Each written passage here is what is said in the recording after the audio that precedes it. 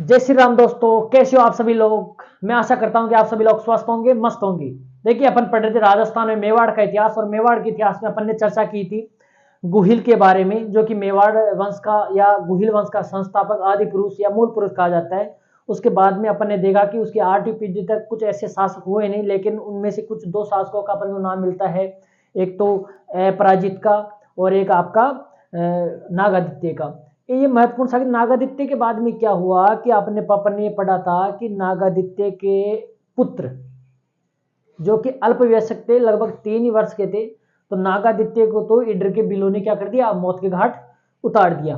अब उसकी विधवा रानी ने इस नागादित्य के पुत्र को, जिसका नाम बप्पा या बाप्पा रावल था, उसको किस प्रकार संरक्षण दिया। आज अपन बाप्पा रावल के बारे में पढ़ने वाले हैं। तो अपन डिस्कस करते हैं आज किसके बारे में, बाप्पा रावल। और सबसे महत्वपूर्ण शासक है, और प्रारंभिक शासकों में सबसे शक्तिशाली शासक रहा है ये। तो किसका, बप्पा या बापा रावल। इसके टाइम पीरियड की जब भी अपन चर्चा करते हैं तो ऐसे माना जाता है 734 ईस्वी में इसने चित्तौड़ पर अधिकार कर लिया, और लगभग 753 ईस्वी तक इसने क्या किया, शासन किया। क्योंकि 734 ईस्वी में कविराज श्यामल दास ने यह कहा है कि अपने ग्रंथ वीर विनोद में, कि इसने चित्तौड़ के मौर्य राजा मान को पराजित कर या उसको हटा कर क्या बन गया, ये शासक बन गया। वो कैसे बना अपन चर्चा करेंगे आगे अच्छे से। तो देखिए, बाप्पा रावल जब नागादित्य की हत्या कर दी गई,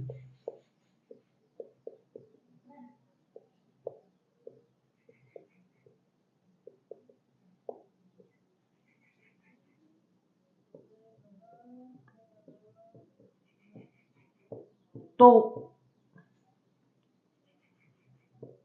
इसकी इसकी नागादित्य की विधवा रानी, अब वो विधवा हो गई, तो विधवा रानी अपने 3 वर्ष के पुत्र, अब इस समय बापा रावल कितने वर्ष का था, मात्र 3 वर्ष का, अपने 3 वर्ष के पुत्र बप्पा को लेकर, क्योंकि भीलों ने क्या किया, यहां पर नागादित्य की हत्या कर दी, और मेवाड़ के शासकों को, वगैरह परिवार को नुकसान पहुंचाने की, उनकी हत्या करने की कोशिश की। तो इसने अपने पुत्र को बचाने के लिए क्या किया, 3 वर्ष के पुत्र को कहां पर लेके गई, तो बापा को लेकर कहां चली गई, जहां पर गुहिल का लालन पालन किया गया था। और गुहिल का लालन पालन कहां किया गया था, अपन ने पढ़ा था कि जो वीरनगर की कमलावती ब्राह्मणी थी, उसने उसका लालन पालन किया था। तो इसको भी बचाने के लिए कहां पर लेके गई उसकी माता, तो उसी वीरनगर की कमलावती ब्राह्मणी के वंशजों के पास। ठीक है, तो बापा को लेकर वीरनगर की कमलावती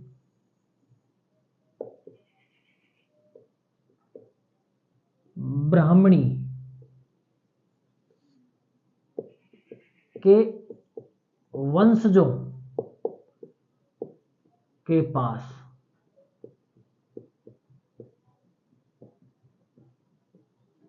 कहां पर लेके गई, तो एक चीज आप जरूर जानना, वीरनगर की कमलावती ब्राह्मणी के वंशज, क्योंकि कमलावती ब्राह्मणी तो गोहिल के समय थी, तो वो उसके बाद में उसके जो वंशज थे उनके पास लेके गई।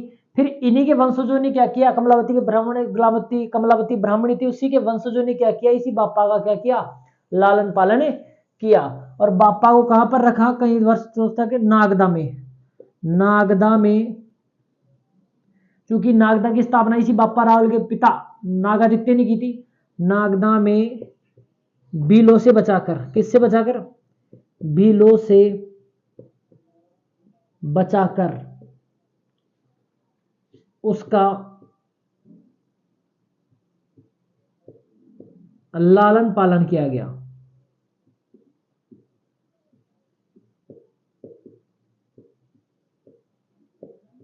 अब अपन को एक बात तो ये समझ में आ गई कि मेवाड़ के गुहिल वंश को बचाने में कमलावती ब्राह्मणी के वंशजों का बहुत महत्वपूर्ण योगदान रहा है। ये नागर ब्राह्मण थे। ये कौन से ब्राह्मण थे, नागर ब्राह्मण थे।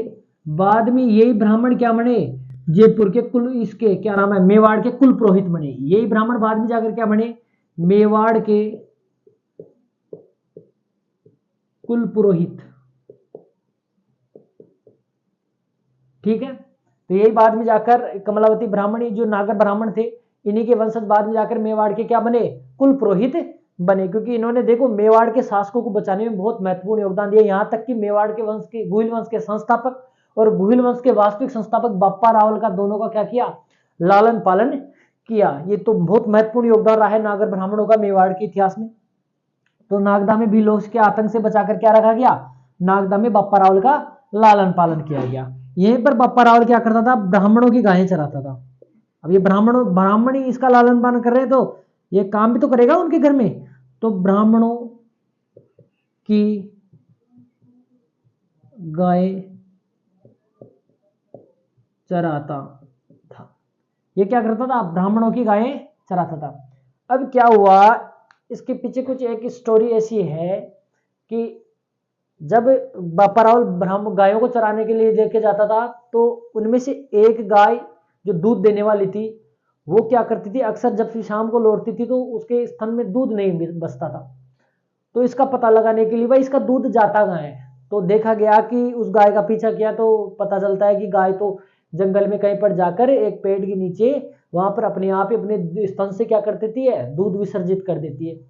तो पता चला कि वहां पर जब खोद कर देखा गया तो वहां तो क्या ना, एकलिंग नाथ जी का क्या था, शिवलिंग था। पास में देखा गया तो वहां पर ही हरित ऋषि क्या कर रहे थे, आराधना कर रहे थे।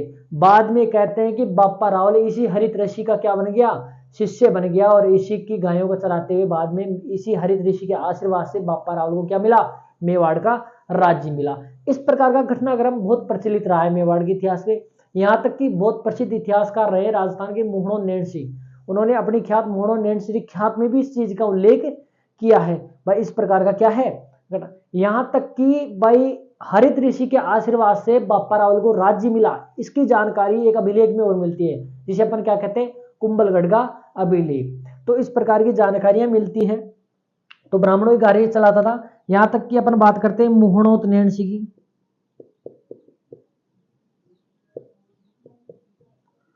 मोहनो नैणसी का ग्रंथ ख्यात इसकी, तो मोहनोत नैणसीरी ख्यात, ये इसकी बहुत प्रसिद्ध रचना है। ठीक है, तो मोहनो नैणसीरी ख्यात में उसने साफ साफ बताया है कि ये क्या करता था, इसने हारित ऋषि के आशीर्वाद से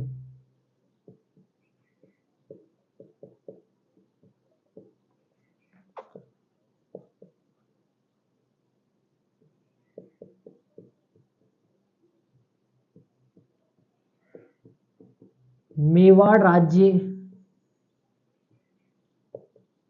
प्राप्त किया। और इस चीज की पुष्टि किस अभिलेख से होती है, यह भी ध्यान रखना, तो कुंभलगढ़ अभिलेख।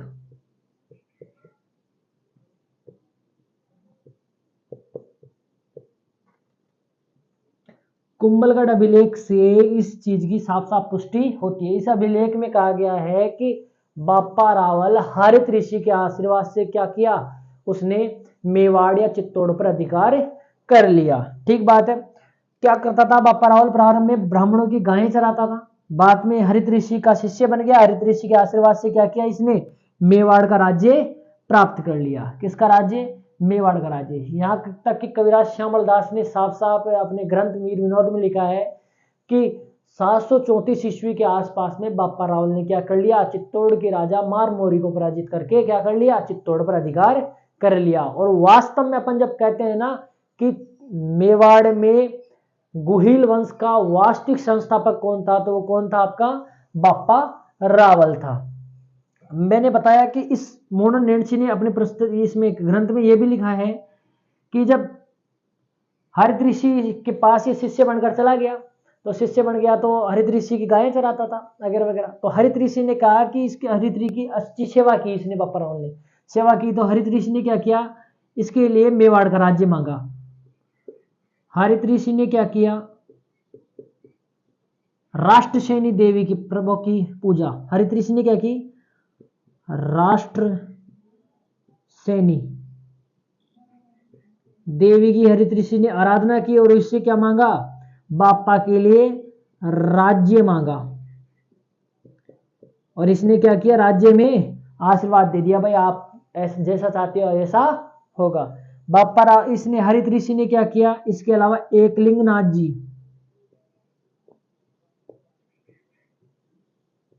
एकलिंग नाथ की क्या की, आराधना की, और एकलिंग नाथ से इस पे क्या लिया, आशीर्वाद लिया, और बाप्पा इसको आशीर्वाद के तहत क्या हुआ, बाप्पा रावल को राज्य प्राप्त हुआ। कहते हैं हरित ऋषि जब स्वर्ग लौट रहे थे, कहने का मतलब अपने जो पूरे कर्म करके स्वर्ग लौट रहे थे, उस समय हरित ऋषि ने क्या किया, बाप्पा रावल को बुलाया था। लेकिन बाप्पा रावल के आने में देरी हो जाने के कारण जब हरित ऋषि अंतरिक्ष से जा रहे थे, तो कहते हैं बाप्पा रावल से मुलाकात करने के कारण कहते हैं 10 हाथ लंबे बध गए। क्या बध गए, 10 हाथ लंबे बध गए। हरित ऋषि जाते हुए कहते हैं कि बाप्पा रावल को अमर करना चाहते थे, तो इसलिए उन्होंने अपने मुंह का पान उसके मुंह में डालने की कोशिश की। तो कहते हैं कि जब मुंह का पान छोड़ा तो वो पैरों के ऊपर जाकर गिर गया। तो हरित ऋषि ने बोला कि ये तेरे मुंह में पड़ता हो तो तू हमेशा के लिए अमर हो जाता, लेकिन फिर भी ये तेरे पैरों में गिरा है तो तेरे पास हमेशा क्या रहेगा, मेवाड़ का राज्य हमेशा रहेगा तेरे वंशजों के पास, और तेरे पास हमेशा मेवाड़ का राज्य रहेगा। इसलिए तो अपन जब इतिहास में पढ़ते हैं तो अपन देखते हैं कि एकमात्र मेवाड़ राज्य या गुहिल वंश ऐसा वंश है जिसने हमेशा एक ही जगह पर शासन किया है। तो ये हो सकता है इसी आशीर्वाद की वजह से रहा हो कि हरित ऋषि ने जो पान दिया था वो पैरों में गिरा, तो उसी के आशीर्वाद की वजह से हमेशा गुहिल वंश का ही मेवाड़ पर शासन रहा है। और पूरे विश्व के इतिहास में एकमात्र ऐसा वंश है जिसने सबसे लंबे टाइम पीरियड तक एक ही क्षेत्र पर शासन किया है। तो इस प्रकार के घटनाक्रम थे। तो हरित ऋषि ने क्या किया, अपने मुंह का पान उसके मुंह में डालने की कोशिश की ताकि वो अमर हो जाए, लेकिन ऐसा हुआ नहीं, पैरों में जाकर गिर गया और उसको राज्य की आशीर्वाद देकर हरित ऋषि स्वर्ग लौट गए। आपको जब भी आप अगर गूगल पर भी सर्च करोगे तो आपको पता चलेगा, जब भी बाप्पा रावल के बारे में लिखोगी तो आपको एक चित्र दिखाई देगा, उसमें हरित ऋषि एक विमान में बैठकर ऊपर जा रहे हैं, बाप्पा रावल हाथ जोड़कर खड़े हैं। ठीक है, तो इस प्रकार के चित्र मेवाड़ में प्रचलित रहे हैं और इस प्रकार की घटनाएं रही है जिसका उल्लेख मोहनो नैणसी ने भी किया है और कुंभलगढ़ अभिलेख में भी इसकी जानकारी मिलती है। अब एक बार स्क्रीनशॉट लो ताकि अपन बाप्पा रावल की मध्य एशिया की विजय की जानकारी लेते हैं। तो इसमें सबसे महत्वपूर्ण बात आपको ये ध्यान रखनी है कि जो बाप्पा को जो राज्य मिला वो किसके आशीर्वाद से मिला, तो हरित ऋषि के आशीर्वाद से बाप्पा को मेवाड़ का राज्य मिला। और इसका प्रमाण किस रूप में मौजूद है, तो कुंभलगढ़ प्रशस्ति और मोहनो नैणसी ने भी इसका जिक्र किया है। तो हो सकता है इस प्रकार की आपसे चीजें पूछ ले। फिर अपन बात करते हैं बाप्पा रावल के नाम को लेकर इतिहासकारों में बहुत ज्यादा मतभेद रहा है, लेकिन कुछ प्रमाण है उसके। देखो कौन कौन से इतिहासकार क्या क्या मानते हैं। तो बाप्पा रावल के नाम को लेकर, किसको लेकर, नाम, भाई बाप्पा रावल कौन है, इसके नाम को लेकर काफी मतभेद रहा है। यहां तक कि देखो सबसे पहले बात करेंगे गौरीशंकर हीराचंद ओझा।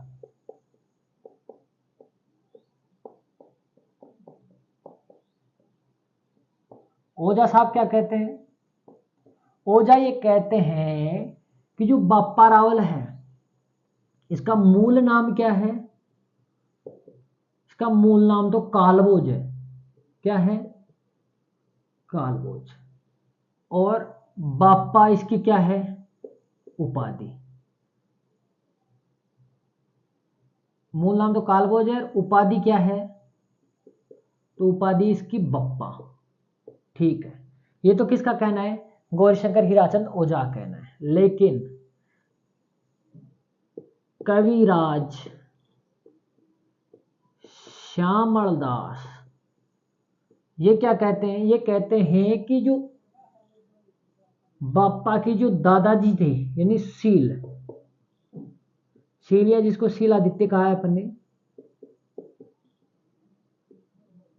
ठीक है, तो ये कहते हैं ये जो शीलादित्य का जो पोता था ना, पोत्र महेंद्र, वही क्या है, वही बप्पा रावल है।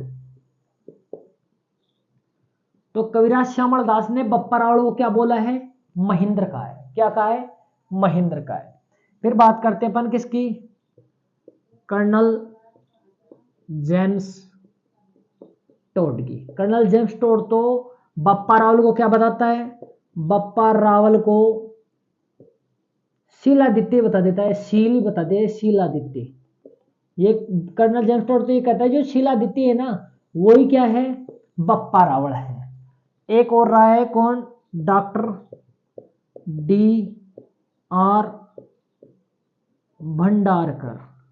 D.R. भंडारकर का कहना है जो खुमान है ना, खुमान, वही क्या है, बप्पा रावल है।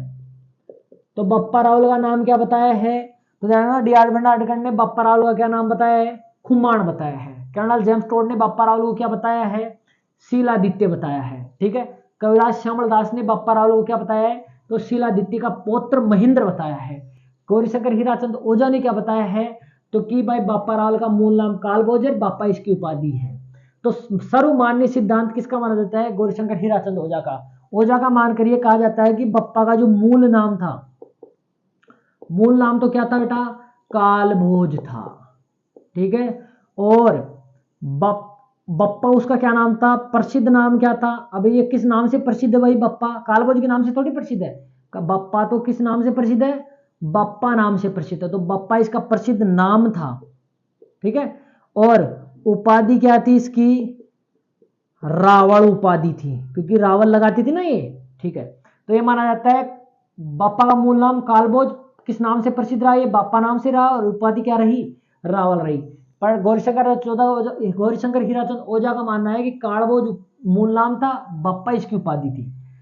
कविराज श्यामल दास का कहना है कि जिन्होंने मेवाड़ का इतिहास लिखा, वीर विनोद नामक ग्रंथ में 4 खंडों का काव्य है उसमें, तो उसने कहा कि शील का जो पौत्र महेंद्र था वही कौन है, बप्पा रावल है। ठीक है। कर्नल जेम्स टोड ने क्या कहा है, जो शीलादित्य था, जो शील जिसका बारे में ये बोल रहा है, ये कर्नल जेम्स टोड तो इसी को बप्पा रावल बता देता है, शील को ही। ठीक है। और D.R. भंडारकर किसको बप्पा रावल बताता है, खुम्माण को। भाई जो खुम्माण है ना मेवाड़ के इतिहास में, वही क्या है, बप्पा रावल है। लेकिन गौरीशंकर हीराचंद ओझा के वक्तव्य को सही मानते हुए ये माना जाता है कि इसका मूल नाम कालभोज था, बप्पा इसके नाम से प्रसिद्ध रहा, और रावल इसकी उपाधि रही। तो ये कंटेंट आप जरूर ध्यान रखिए। ठीक बात है। तो ये तो थे बप्पा रावल के नाम को लेकर। लेकिन ध्यान रखना 2 प्रशस्तियां और ध्यान रखनी है आपको। एक तो रणकपुर प्रशस्ति। कौन सी प्रशस्ति, रणकपुर प्रशस्ति, जो कब की है, 1439 ईस्वी के रचनाकार देपाक या दीपा रचनाकार माना जाता है। ठीक बात है। इस प्रशस्ति का इसमें कहा गया है कि बप्पा और कालभोज अलग अलग व्यक्ति। ये सबसे महत्वपूर्ण फैक्ट की बात है कि किस प्रशस्ति में या किस अभिलेख में बप्पा रावल और कालभोज को अलग अलग व्यक्ति माना गया है। लेकिन इतिहासकार ये मानते हैं कि कालभोज ही बप्पा रावल है, लेकिन रणकपुर प्रशस्ति इस चीज को नहीं मानती। रणकपुर प्रशस्ति में साफ साफ कहा गया है कि बप्पा रावल व कालभोज दोनों अलग अलग व्यक्ति हैं। और ये कहते हुए आगे लिखा है, बप्पा रावल क्या है, गुहिल है ना, गुहिल, गुहिल को बप्पा रावल का पुत्र लिखा है या वंशज लिखा गया है। ये चीज ध्यान रखना। ये लेकिन ये वक्तव्य गलत है। रणकपुर में भी लिखा हुआ है यही बात, और यही बात किसमें लिखी हुई है, ये वाली यही बात आपके कुंभलगढ़ प्रशस्ति में भी लिखी हुई है। तो हो सकता है कि कुंभलगढ़ प्रशस्ति कब की है, ये 1460 ईस्वी की है। अब यहां पर सबसे महत्वपूर्ण बात है, ये 1439 ईस्वी में लिख दी गई थी। तो दीपाका ने जो लिखते समय ये गलती कर दी कि उसने क्या कर दिया, गुहिल को बप्पा रावल का पुत्र बता दिया। बस यहाँ पर कंटेंट को गलत कर दिया। उसको कहना क्या चाहिए था कि गुहिल का पुत्र बप्पा रावल है, और इसने लिख दिया कि गुहिल ही बप्पा रावल का पुत्र है। तो गुहिल को पुत्र बना दिया, क्योंकि गुहिल तो पहले हो चुका है। तो ये गलती है यहाँ पर प्रशस्ति में। इसी प्रशस्ति को, गलती को फिर यहाँ पर कुंभलगढ़ प्रशस्ति में भी दोहराया गया है 1460 में, कि बप्पा रावल क्या है, गुहिल बप्पा रावल का वंशज रहा है। लेकिन ये गलत है।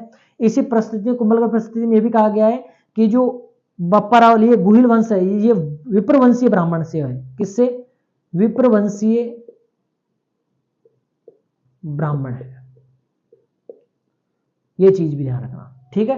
तो 1460 ईस्वी की रणकपुर प्रशस्ति में बप्पा रावल और कालभोज को अलग अलग व्यक्ति बताए गए। ये आपको सबसे महत्वपूर्ण बात ध्यान रखनी है। क्योंकि अपन पढ़ते क्या है, कालभोज, बापा रावल को ही कालभोज कहा जाता था, या बापा रावल का मूल नाम क्या था, कालभोज था। तो इसके नाम को लेकर अलग अलग मत है इतिहासकारों के, जिसमें गौरीशंकर गिरिराज चंद्र ओझा का सबसे महत्वपूर्ण और सही माना जाता है। बाकी इन्होंने जो वक्तव्य दिए हैं वो गलत माने जाते हैं। इसलिए लेकिन फिर भी अपन को ध्यान रखना है कि हो सकता है कि पूछ ले कि कविराज सांवल दास ने बापा रावल को किस नाम से पुकारा है, तो महेंद्र का है। और महेंद्र को किसका पुत्र बताया, सील का पुत्र बताता ही। कर्नल जेम्स टोड ने क्या बताया है, कर्नल जेम्स टोड ने बापा को शीलादित्य, बापा रावल को क्या बताया, शीलादित्य बताया। और डॉक्टर डी.आर. भंडारकर ने तो बापा रावल को क्या बता दिया, बताया, कुमार बताया। तो इस प्रकार ये महत्वपूर्ण जानकारी थी किसी बापा रावल के नाम को लेकर। ठीक है, अब अपन अगली क्लास में ये चर्चा करेंगे कि बापा रावल ने मध्य एशिया की विजय किस प्रकार की और उसने किस प्रकार चित्तौड़ पर अधिकार किया। तो इसका घटनाक्रम यह है कि ये माना जाता है कि बापा रावल हरित ऋषि की आशीर्वाद के बाद में कहाँ चला गया, चित्तौड़ सेवा में चला गया। इसी समय क्या हुआ, अरबों का भारत पर आक्रमण हुआ। तो कहते हैं कि उस समय चित्तौड़ के जो राजा मानमोरी थे उन्होंने क्या किया, अपने सामंतों से कहा कि भाई आप अरब आक्रमण का मुकाबला करिए, लेकिन किसी ने कोई भी आगे नहीं आया।